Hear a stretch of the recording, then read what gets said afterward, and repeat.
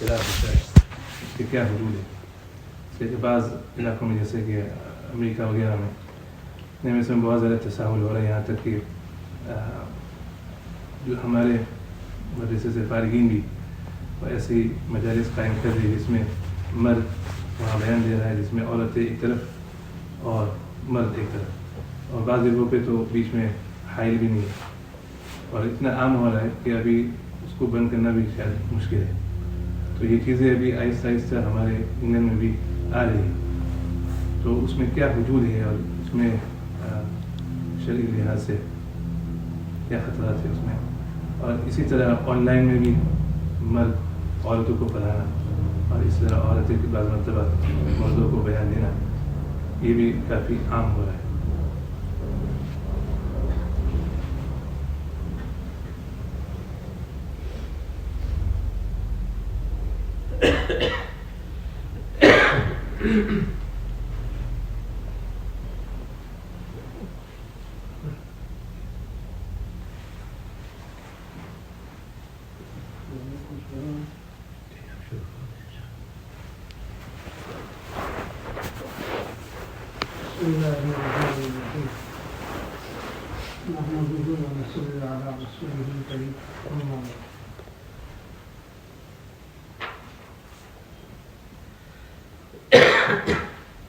پہلے بھی کئی مرتبہ مذاکرہ ہوا ہوگا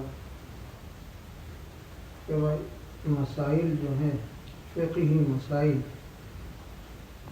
اس کا استنباط جو ہے قرآن اور حدیث سے ہے. بنیاد دو چیزیں ہیں. نبی صلی اللہ علیہ وسلم کی مشہور حدیث موطا مالک سے مشکات، ترکت فیکم امرین لن تضلوا ما تمسکتم بہما کتاب اللہ و سنت رسولہ.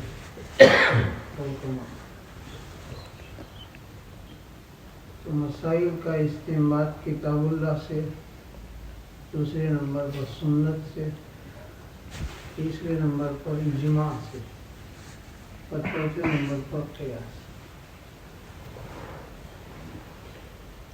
تو آج کا جو مسئلہ مفتی صاحب نے عرض کیا اختلاط کا، مرد و عورتوں کا، اس کے بارے میں ہم قرآن شریف کی آیت پہلے دیکھیں کہ ازواج مطہرات جو ہیں اس سے بڑھ کر کے کوئی پاکیزہ نہیں. پھر بھی قرآن شریف میں سورہ احزاب میں حجاب کی آیت کے بارے میں فرمایا فَاسْأَلُوهُنَّ مِنْ وَرَاءِ حِجَابٍ، یعنی خطاب صحابہ کو ہے، خطاب نہیں صحابہ کو ہے، اور ہن کی ضمیر جو ہے لوٹ رہی ہے ازواج مطہرات کی طرف. فَاسْأَلُوهُنَّ مِنْ وَرَاءِ حِجَابٍ. پھر آگے ذَلِكُمْ أَطْهَرُ لِقُلُوبِكُمْ وَقُلُوبِهِنَّ، تو اس میں پاکیزگی ہے تمہارے قلوب کے لیے بھی ان کے قلوب کے لیے. معلوم ہوا کہ اختلاط سے ایک دوسرے پر اثر پڑتا ہے. اب یہ آیت کریمہ جہاں تک مجھے یاد کہ ام سلمہ رضی اللہ تعالی عنہ کے ولیمہ کے موقع پر نازل ہوئی.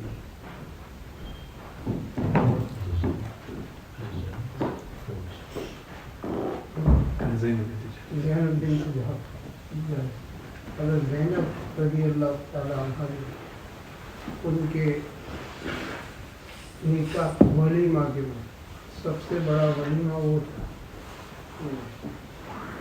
اور مرد و عورتوں کے اختلاط کا مسئلہ تھا. تو پھر غالباً وہی فرماتی ہوتی، پھر حجاب کر دیا گیا اختلاط سے روکنے کے لیے. اس پر مفتی شفیع صاحب رحمۃ اللہ علیہ نے پردے کی 2 قسمیں لکھی. ایک حجاب اشخاص اور دوسری جب باہر نکلے تو اس کا پردہ. تو اس کے لیے دوسری آیت یا ایھا النبی قل لازواجک وبناتک ونساء المؤمنین یدنین علیہن من جلابیبہن. یہ تو قرآن شریف کی آیتیں ہوئی. ایک موقع پر عبداللہ بن مختوم رضی اللہ تعالیٰ نامینہ گھر میں تشریف لائے. مشکات میں حدیث ہے ازواج مطہرات میں سے 2 تھے. تو نبی صلی اللہ علیہ وسلم نے فرمایا کہ پردہ کرو. تو ان دونوں نے کہا کہ یہ تو اندھے ہیں, یہ تو ہمیں نہیں دیکھتے. آپ صلی اللہ علیہ وسلم نے فرمایا اَفَأَمْيَاوَانِ أَنْتُمَا, تم دونوں اندھی ہو. اس پر بھی اشارہ نہیں ہوتا ہے. بہرحال یہ تو ہم نے اشارہ کر دیا کہ بھائی مسائل کا استعمال ہے قرآن اور حدیث سے ہوتا ہے. اب یہ 2 باتیں ہمارے سامنے ہیں. مفتی شفیع صاحب رحمۃ اللہ علیہ نے اس پر کیا لکھا ہے؟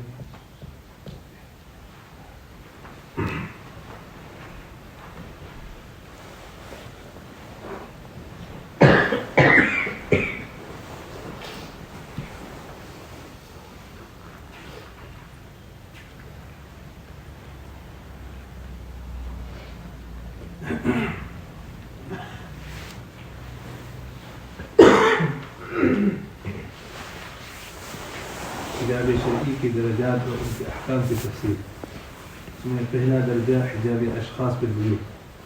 قرآن و سنت کی روح سے اصل مطلب یہی درجہ ہے. سورہ احزاب کی زیر بحث آیت وَإِذَا سَأَلْتُمُوهُنَّ مَتَاعًا فَاسْأَلُوهُنَّ مِنْ وَرَاءِ حِجَابٍ. اس کی واضح دلیل اس سے زیادہ واضح سورہ احزاب ہی کی شروع کی آیت ہے وَقَرْنَ فِي بُيُوتِكُنَّ. ان آیتوں پر جس طرح رسول اللہ صلی اللہ علیہ وسلم نے عمل فرمایا اس سے اور زیادہ اس کی تشریح کے سامنے آ جاتی ہے. پھر یہ حجاب اشخاص. دوسرا درجہ حجاب بالبرقع. ضرورت کے مواقع جب عورت کو گھر سے باہر جانا پڑے تو اس وقت کسی دوسرے چادر کو سر سے پیر تک اور سے نکلنے کا حکم, اس میں بدن کا کوئی حصہ ظاہر نہ ہو.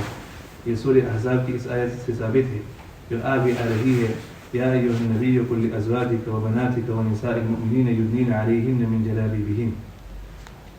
یہ صورت بھی باتفاق فقہاء امت ضرورت کے وہ جائز ہے, مگر احادیث صحیحہ میں صورت کی اختیار کرنے پر بھی چند پابندیاں عائد ہے کہ خوشبو نہ لگائے اور نہ لگائی ہو اور کوئی زیور نہ پہنا ہو, راستے کے کنارے پر چلے, مردوں کے ہجوم میں داخل نہ ہو وغیرہ.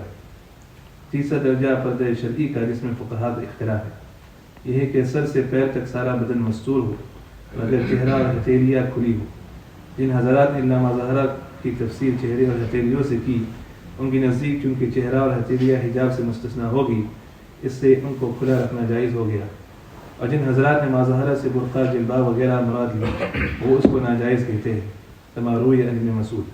جنہوں نے جائز کہا ان کی نزدیک بھی یہ شرط ہے کہ فتنے کا خطرہ نہ ہو, مگر چونکہ عورت کی زینت کا سارا مرکز اس کا چہرہ ہے اس لیے اس کو کھولنے میں فتنے کا خطرہ نہ ہونا شاذ و نادر ہے.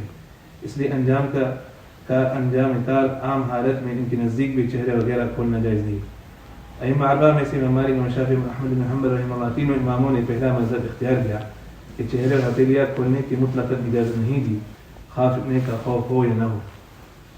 امام اعظم رحمہ اللہ نے اگرچہ دوسرا مذہب اختیار فرمایا مگر خوف فتنہ کا نہ ہونا شرط قرار دیا, اور چونکہ عادتاً یہ شرط مفقود ہے اس لیے فقہاء حنفیہ نے بھی غیر محرموں کے سامنے چہرے اور ہتھیلیاں کھولنے کی اجازت نہیں دی. مذاہب عامہ کے روایات مذاہب کی مستند کتابوں کے حوالے سے رسالہ تفسیر الخطاب جز احکام القرآن میں مفصل بیان کر دی گئی. حنفیہ کا اصل مذہب چونکہ چہرے اور ہتھیلیوں کو حجاب سے مستثنیٰ ہونے کا ہے اس لیے اس جگہ مذہب حنفیہ کی چند روایات نقل کی جاتی ہے جن میں بوجہ خوف فتنہ و مانعت کرنے کا حکم مذکور ہے.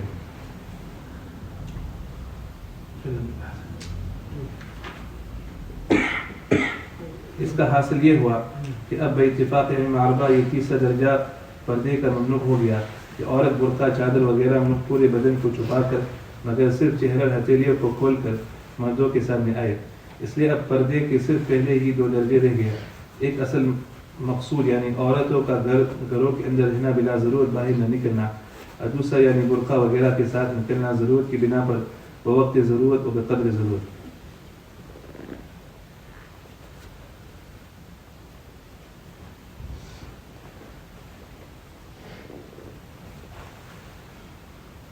اختلاف کی کوشش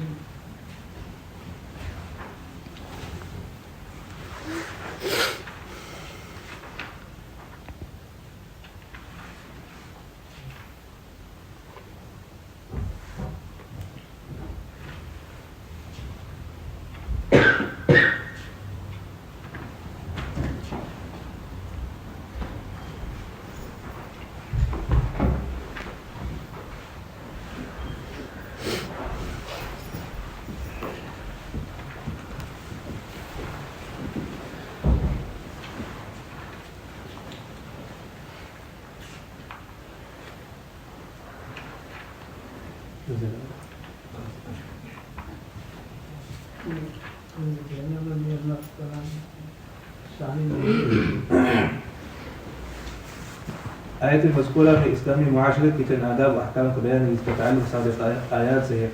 جو آداب ان آیات میں ترکیب کیے گئے وہ ابتداء حضرت صلی اللہ علیہ وسلم کے مقام اور آپ کے ازواج کے بارے میں نازل ہوئے، اگرچہ حکم ان کا آپ کے ذات کے ساتھ مخصوص نہیں.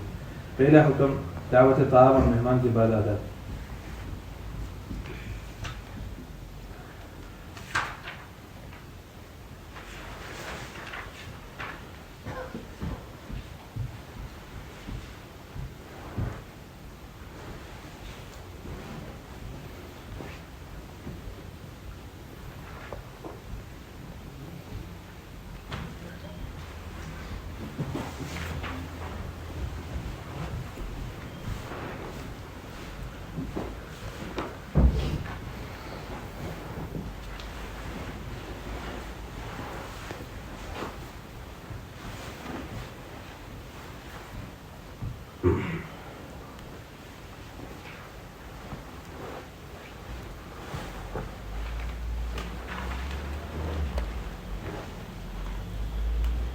دین کی تعلیم اور تبلیغ کے لیے ضرورت اختلاف، اس پر کچھ لکھا وغیرہ نئے خطاب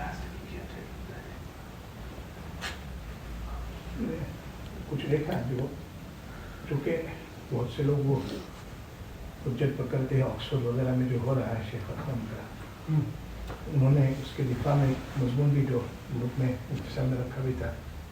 تو وہ شیخ اکرم صاحب نے اپنے دفاع میں یہ کہا ہے کہ ان کے یہاں نہ بیٹھنے میں فرق کیا جاتا ہے، بیٹھنا بھی مکس ہے ان کی جو اسلامک سینٹر ہے آکسفورڈ وغیرہ میں. اور تو ان کو ہندوستان سے کسی نے، چونکہ ان کا تعلق ہندوستان سے ہے، اشکال بھیجا ہوگا کہ یہ ہمارے اکابرین کے طریقوں سے الگ ہے. تو انہوں نے مضمون کا ابتدا تو اس سے کیا ہے کہ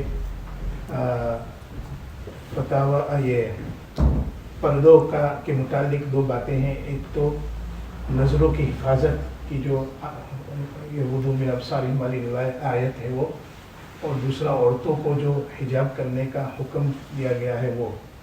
لیکن آگے ان کے مضمون میں انہی 2 باتوں سے بھی تضاد ہے.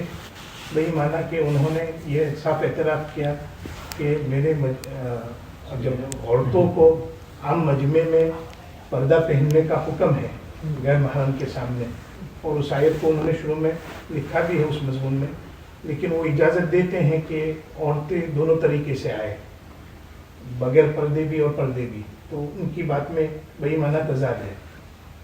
دوسرا یہ کہ جو ان کے اوپر جو اشکال کیا اس مضمون میں ہے کہ ان ساری چیزوں کو انہوں نے ملحوظ نہیں رکھا ہے کہ جس میں مسجد نبوی میں جب اجازت عورتوں کی تھی تو صفوف میں جو فرق تھا اس کا بھی ان کے یہاں لحاظ نہیں ہے.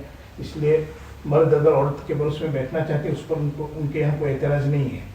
حالانکہ صفوں میں نبی صلی اللہ علیہ وسلم نے یہ ترتیب رکھی تھی کہ عورتیں پیچھے رہیں. اور خیر الصفوف وغیرہ کی جو روایت ہے وہ. پھر یہ کہ عورتوں کا جو دروازہ بھی الگ کیا گیا تھا اس روایت کا بھی ان کا کوئی وہ نہیں ہے یار. تو ان پر جن لوگوں نے یہ کہ بھئی یہ نبوی طریق جو تھا مسجد نبوی کا اس کے بھی خلاف ہے اور اس طرح مختلف تعلیم کی گنجائش شرعاً کہیں ملتی نہیں ہے. پھر انہوں نے اپنی ایک وہ محدثات والی انہوں نے کتابیں لکھی ہے محدثات کی, تو اس کا حوالہ دیا ہے کہ آخری 3 صدیوں کے علاوہ اس میں بہت سارے میں نے مضامین جمع کیے ہیں جس میں بہت سارے محدثین نے اپنی حدیث کے سلسلے میں ان کے استاد میں عورتیں ہیں, استانیہ ہیں, تو اس کو دلیل بنایا ہے. لیکن جن لوگوں نے اس کا جواب دیا ہے انہوں نے ان کو بتایا کہ ساری جو اگر ان طریقوں کو دیکھا جائے جہاں محدثات عورتیں ہیں تو ان سب میں وہ شرعی امور کا لحاظ رکھا گیا ہے کہ مثال کے طور پر جہاں پڑھنے کا مسئلہ ہے تو وہاں عورتوں نے پڑھا, سند لینے کے لیے خود نہیں پڑھا ہے, ان کے اوپر پڑھا گیا ہے, یعنی مرد حضرات نے روایت پیش کی ہے اور پھر اس پر انہوں نے اجازت دی ہے. اور یہ حجاب کا مکمل خیال رکھا ہے. آمنے سامنے جو طریقہ ایسے اساتذہ کے یہاں مروج ہے وہ آمنے سامنے کا طریقہ بھی نہیں ہے. انہوں نے فصلہن من وراء حجاب کی دلیل پکڑتے ہوئے محدثات نے اس کا خیال رکھا کہ اور تصریح ہے کہ ان کا چہرہ ہم لوگوں نے کبھی نہیں دیکھا. تو یہ جو طریقہ اس طرح کر کے رائج کیا جا رہا ہے بعض جدید اداروں میں, اس کے اوپر اس طرح رد کی گئی ہے کہ جو بھی ہمیں طریقہ ملتا ہے اس میں آمنے سامنے اور مختلف بیٹھنے کا کوئی ثبوت نہیں ہے کہیں بھی. بخاری شریف میں کتاب الفیض میں اور کتاب الایمان میں بھی روایت ہے کہ نبی کریم صلی اللہ علیہ وسلم نے عید کے موقع پر خطبہ دیا. کتاب الفیض میں ہے بخاری شریف میں. اس کے بعد عورتوں کا مجمع جو پیچھے بیٹھا تھا بالکل مسجد سے بھی باہر وہاں تشریف لائے حضرت بلال رضی اللہ تعالیٰ کے ساتھ, اور پھر وہ مشہور روایت سنائی کہ میں نے عورتوں کو جہنم میں زیادہ دیکھا ان کی ناشکری کی وجہ سے, شوہر کی ناشکری کرتی ہے. امام بخاری نے مستقل اس پر باب باندھا ہے, وہ کفر دون کفر, چھوٹا کفر ہے وہ ناشکری. اور پھر کہا کہ 2 باتیں فرمائی, ناشکری کرتی ہیں اور احسان فراموشی. پوری زندگی احسان کرو اور ان کی طبیعت کے خلاف دیکھو تو وہ کہے گی کہ میں نے تیرے گھر میں کیا دیکھا. پھر فرمایا کہ تصدق میں تم صدقہ کرو اس کی وجہ سے. تو حضرت بلال نے میں اپنا کپڑا بچھا دیا. ہے جی آپ کی بات آپ کے مسائل میں کہاں ہے. تو پھر حضرت بلال رضی اللہ تعالیٰ عنہ کے کپڑے میں انہوں نے جو صدقہ ڈالا ہوگا انہوں نے سمیٹ لیا. تو بہرحال دیکھے یہاں نبی صلی اللہ علیہ وسلم نے مردوں میں خطبہ الگ دیا, میرے کہنے کا منشا ہی ہے, عورتوں کو الگ بٹھایا اور وہاں آ کر کے بیان کیا. اختلاف نہیں. اسی طرح امام بخاری رحمۃ اللہ علیہ نے کتاب العلم میں مستقل باب مانگا ہے کتاب العلم کہ عورتوں کے لیے جو ہے الگ دین کا مقرر کرنا تعلیم کے لیے مستقل باب مانگا کتاب العلم. چنانچہ عورتیں جمع ہوئی ایک جگہ پر اور نبی صلی اللہ علیہ وسلم اور اس کے بعد جو ہے آپ نے دین کی باتیں بیان فرمائی. مستقل جب عورتوں نے شکایت کی کہ مرد جو ہیں آپ کو گھیرے رہتے ہیں हमें जो है इस्तिफादा का मौका नहीं मिलता है। तो फिर नबी सल्लल्लाहु अलैहि वसल्लम ने एक दिन मुकर्रर कर दिया और औरतों को जमा करना और मुस्तकिल खिताब करना। किताब इल्म इमाम बुखारी ने इस पर मुस्तकिल बाब पाया। तो अगर इख्तिलाफ जायज़ होता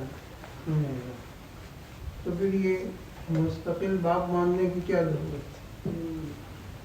फिर नबी सल्लल्लाहु अलैहि वसल्लम को मुस्तकिल खिताब औरतों में करने की क्या ज़रूरत है?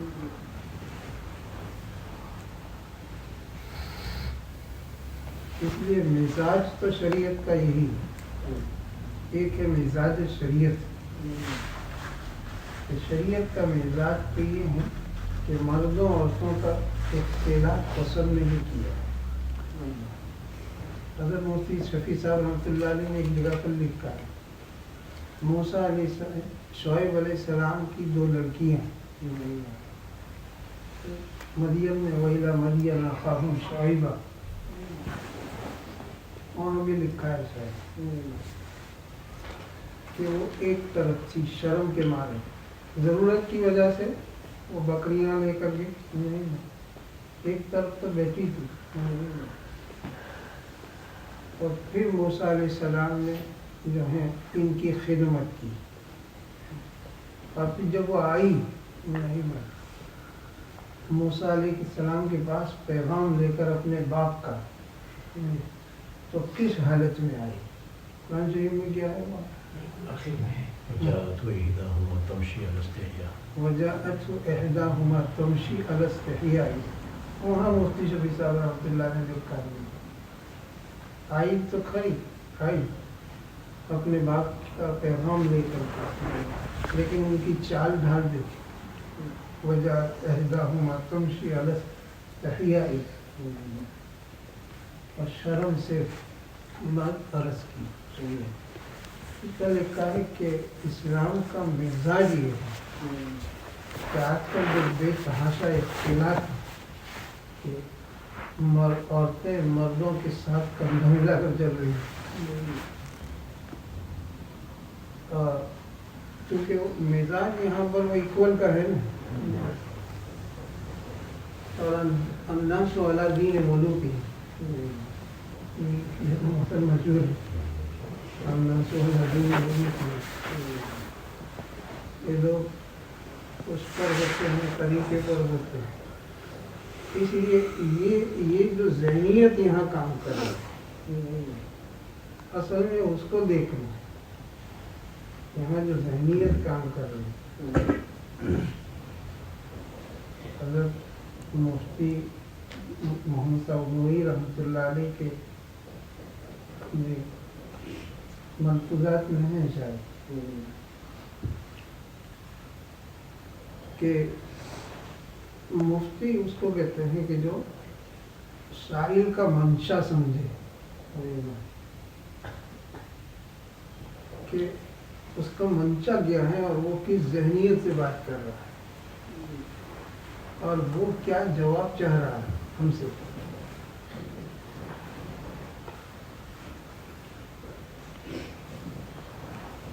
तो बहरहाल इन सब का लिहाज रख करके, जैसे कि हज़रत आयशा सिद्दीक़ा रज़ियल्लाहु ताला अन्हा, बुखारी में मशहूर हदीस, इब्न उमर रज़ियल्लाहु ताला अन्हु के साहबजादे के साथ इब्न उमर रज़ियल्लाहु ताला अन्हु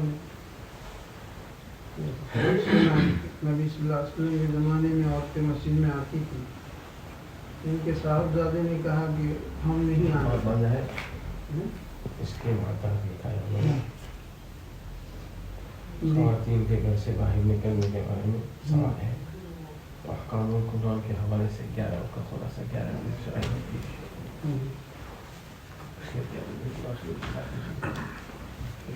इस पर ये इश्काल करते चंद इश्काल है। इस पर एक इश्काल ये है कि ये आयत वगैरह ये सब मखसूस है, मखसूस है अज़वाज मुतहहारात, जैसे कहा या नबी अज़वाज व बनाती और ज़ालिकुम अज़वाजुकुम अतहर, ये उनके लिए मखसूस है। जब उनके लिए मखसूस है उसका जवाब दिया है हज़रत मुफ्ती शफी साहब। کہ شان نزول مخصوص ہوتا ہے لیکن حکم عام ہوتا ہے.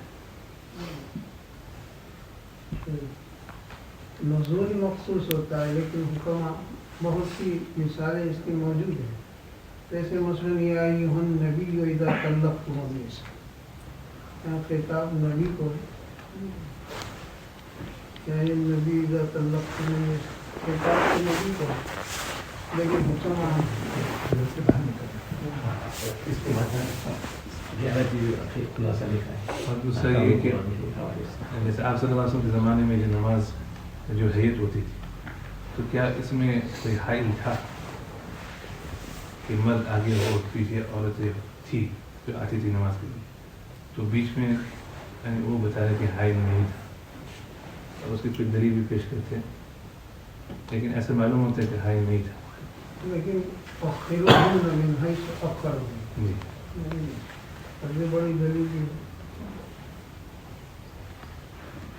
تو میں ان کو پیچھے رکھنے کا کیوں کروں؟ اگر اختلاط جائز تھا تو پھر خاص طور پر کہ یہ حکم کیوں دیا ہے اخروہن؟ معلوم ہے اختلاط پسند دیا، اسی لیے تو محاذات کا مسئلہ ہے. احناف کے یہاں محاذات کا مسئلہ اسی لیے ہے کہ عورت ساتھ میں آ کر کھڑی رہ جاتی ہے تو عورت کی نماز فاسد، آگے کھڑی ہو گئی تو نماز فاسد. تو اس طرح ان کی بات کہنا کہ ٹھیک ہے وہ الگ تو ہوں گے، تو یعنی مرد عورتوں سے بالکل پاس میں نہیں بیٹھے ہیں لیکن الگ الگ بیٹھے ہیں، تو کیا وہ ٹھیک ہو جائے؟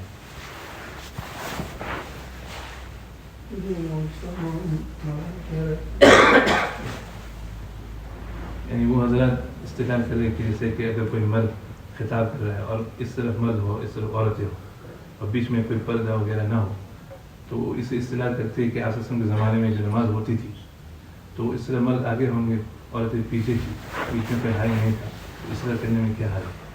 وہ حضرت عائشہ نے اس کا خود جواب دیا کہ وہ فکر وہ زمانہ جو تھا وہ خیر القرون کا تھا. اگر نبی صلی اللہ علیہ وسلم کی یہ حالت دیکھتے، حضرت عائشہ خود فرما رہے جو اس وقت ہے، یعنی حضرت عائشہ فرما رہے اگر نبی صلی اللہ علیہ وسلم عورتوں کی حالت دیکھتے تو پھر ان کو منع فرما دے، جیسے بنی اسرائیل کی عورتیں منع کیے فتنے کا خوف.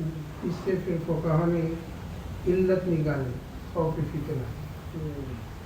اس میں ایک بات یہ بھی لکھی ہے جواب میں کہ وہ بھی حدیث سے ثابت ہے کہ عورتوں کو پہلے نکلنے کا حکم دیا گیا اور مردوں کو رکے رکھنے کا. اس سے معلوم ہوا کہ مکسنگ الاؤ نہیں ہوا، جو جس کی وہ حجت کرتے ہیں کہ بغیر پردے مرد تو آگے ہی رہیں گے، ان کو عورتیں نظر نہیں آئے گی، اور مردوں کو آپ بیٹھے رہو عورتوں کو نکل جانے دیں. تو اس سے بھی ثابت ہوا کہ اگرچہ بالفعل کوئی حائل نہیں تھا لیکن اختلاط کی اجازت نہیں دی گئی. یہ آپ کے مسائل اس کے حل میں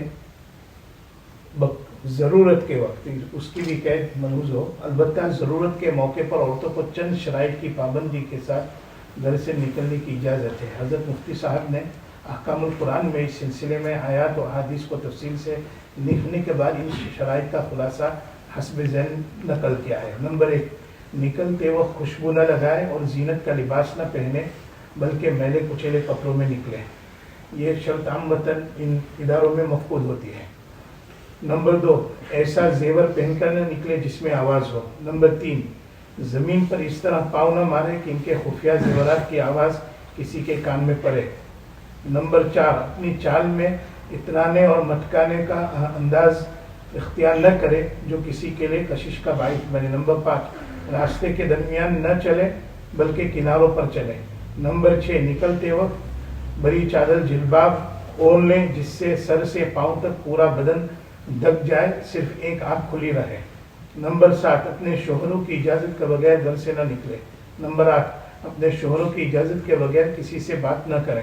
نمبر 9، کسی اجنبی سے بات کرنے کی ضرورت پیش آئے تو ان کے لب و لہجے میں نرمی اور نزاکت نہیں ہونی چاہیے جس سے ایسے شخص کو طمع ہو جس کے دل میں شہوت کا مرض ہو. نمبر 10، اپنی نظریں پست رکھیں، حتی الوسع نامحرم پر ان کی نظر نہیں پڑنی چاہیے۔ نمبر 11، مردوں کے مجمع میں نہ گھسیں۔ اس سے یہ بھی واضح ہو جاتا ہے کہ پارلیمنٹ وغیرہ کی رکنیت قبول کرنا اور مردانہ مجموعوں میں تقریر کرنا عورتوں کی نسوانیت کے خلاف ہے، کیونکہ ان صورتوں میں اسلامی ستر و حجاب کا ملحوظ رکھنا ممکن نہیں۔ دوسرا اشکال یہ کرتے ہیں کہ وہ طواف میں وغیرہ میں بھی اختلاف ہے۔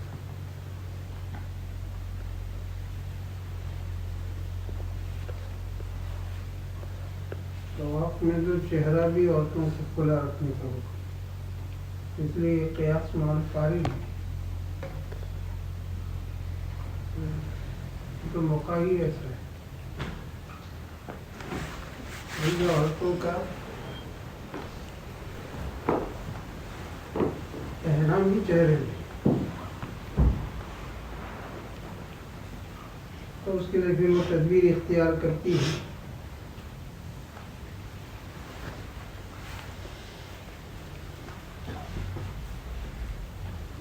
وہ تو سفر ہی عاشقانہ ہے۔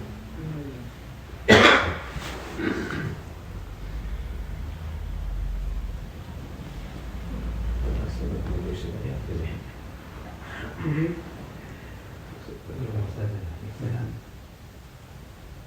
وہ اس میں ایک بات یہ بھی کہا جاتی ہے کہ جو ہے مسئلہ اہون البلیتین کا اگر دیکھا جائے کہ اگر زمانہ جیسے ہم اس زمانے میں گزر رہے تو بہت ساری ایسی عورتیں ہیں کہ اگر ان کو اس طرح موقع نہ دیا جائے تو کہیں اسلام سے ہی ہاتھ دھو گئے، کہ ان کے ذہنوں میں وہ کمیونزم کا اتنا زیادہ ان کے ذہن میں بھر دیا گیا، وہ یہ سمجھتا ہے کہ اسلام میں ان کے اتنے کوئی حقوق نہیں ہے۔ اور پھر جب اس طرح کے رویہ اختیار کیا جائے گا کہ جو ہے نا آپ اس طرح مجلسوں میں نہیں آ سکیں گے، آپ بالکل گھر میں بیٹھے رہو وغیرہ وغیرہ، تو اس سے کیا خطرہ یہ ہو سکتا ہے کہ وہ دین کو چھوڑ دیں۔ اب دین کو چھوڑ دینا کا مسئلہ ایک طرف ہے، اور دوسری طرف یہ ہے کہ ان کو کہیں اجازت دو اس طرح کی، تو کیا اہم ضروریت وہ اس طرح اشکال ہے۔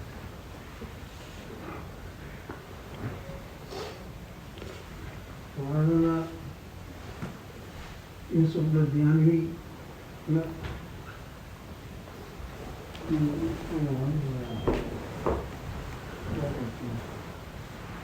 مولانا یوسف بندوری رحمۃ اللہ علیہ نے اس کا جواب دیا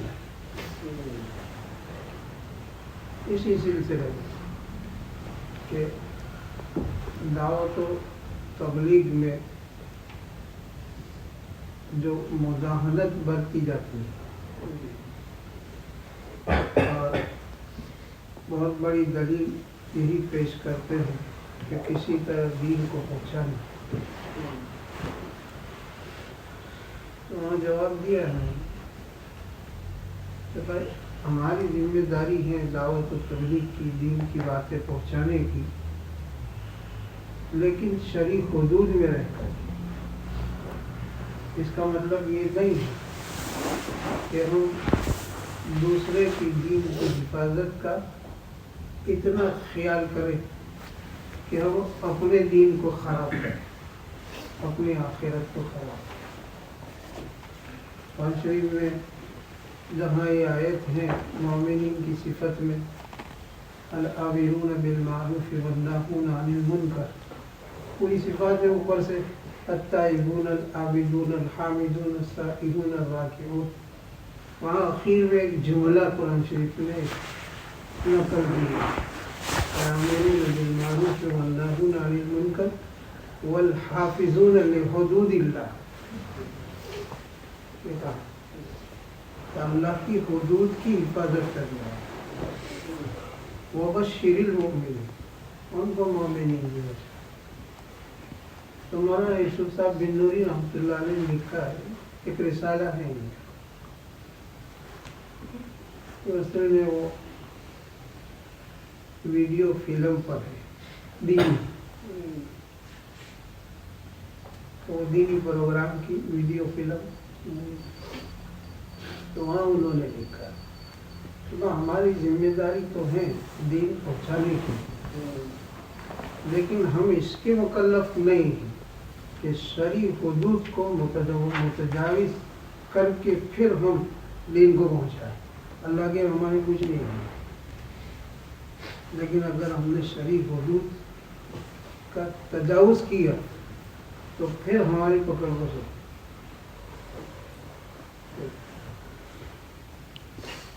इसलिए दूसरों के दीन की फिक्र तो हमें करना है, लेकिन शरीयत जो है उसकी हद में रह करके जहाँ तक गुंजाइश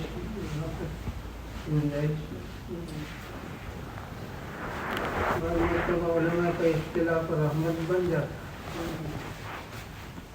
जहाँ तक गुंजाइश के उलमा हक ने जिसकी इजाज़त दी है।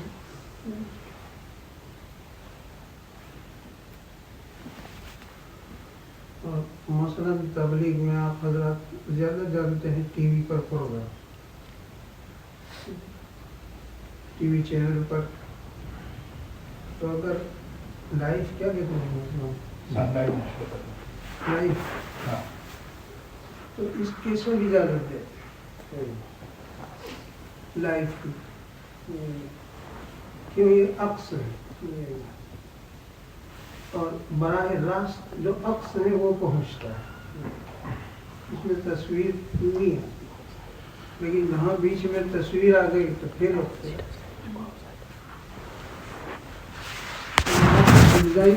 तक हम अमल करें। और कुर्बान जाए हमारे फक़हा पर कि अल्लामा शामी ने ये अक्स का मसला नकल किया है शामी ने, हालांकि शामी तो 100 साल पहले की है। ये तस्वीर अक्स वाली तस्वीर, इसका मसला नकल किया है अल्लामा शामी ने। पानी में जहाँ हमारा अक्स आता है तो हम पानी पर जो गुजर रहे और फूल पर से, और अंदर हमारी तस्वीर नजर आए तो उसको देख सकते या नहीं, वहाँ ये मसला लिखा है। और इसी तरह मेरा आईना, आईने के अंदर हम अपनी तस्वीर देखते हैं, दूसरे की भी देख सकते हैं। तो जब तक ये चीज़ें अक्सर की हद तक है वहाँ तक तो गुंजाइश है, लेकिन अक्स से निकल कर जब वो तस्वीर बन जाती है तो फिर इख्तिलाफ है। इसमें डिजिटल कैमरा भी आ जाता है। तो बहरहाल मेरे कहने का मंशा ये है कि हम तबलीग के मुकल्लफ तो हैं, फर्ज़ किफ़ाया तबलीग करना चाहिए। बहुत सारे लोग इश्काल भी करते हैं कि मौलवी लोगों ने जो है, मौलवी लोगों ने रास्ता तंग कर रखा है। दुनिया की दूसरी कौमें जो हैं जदीद आलात से इस्तेफादा करके कहाँ से कहाँ तक पहुँच गई और उन्होंने अपने कौम को तरक्की की राह पर पहुँचा दिया। इसका है बहुत बड़ा पहले से जवाब में इस्लाम का जो सद्दे बाब का जो निज़ाम है कि बहुत सी चीज़ों को पहले से उसका दरवाज़ा बंद कर दिया गया, मुस्लिम ज़िना और दूसरी चीज़ों का, तो उसका भी हवाला दिया गया है कि इसमें जो इस्लाम का निज़ाम सद्दे बाब है उसके ख़िलाफ़ है। और उसकी अगर उसमें ये भी ज़िम्मे के तहमत की जगह से बचना ये भी ज़रूरी है। तो जो लोग ख़बरों से वो रहते हैं उनको मालूम होगा कि बहुत से ऐसे दुआत जो इस तरह मखलूक निज़ाम में पढ़ाते हैं उनके ऊपर इल्ज़ामात लगे हैं और उनके ऊपर कोर्ट केस भी हुए हैं कि उन्होंने फला औरत के साथ उनका ये हुआ। तो ये जो सद्दे बाब का निज़ाम है और तहमत से बचने का जो हुक्म है वो भी उसका जवाब बन सकता है।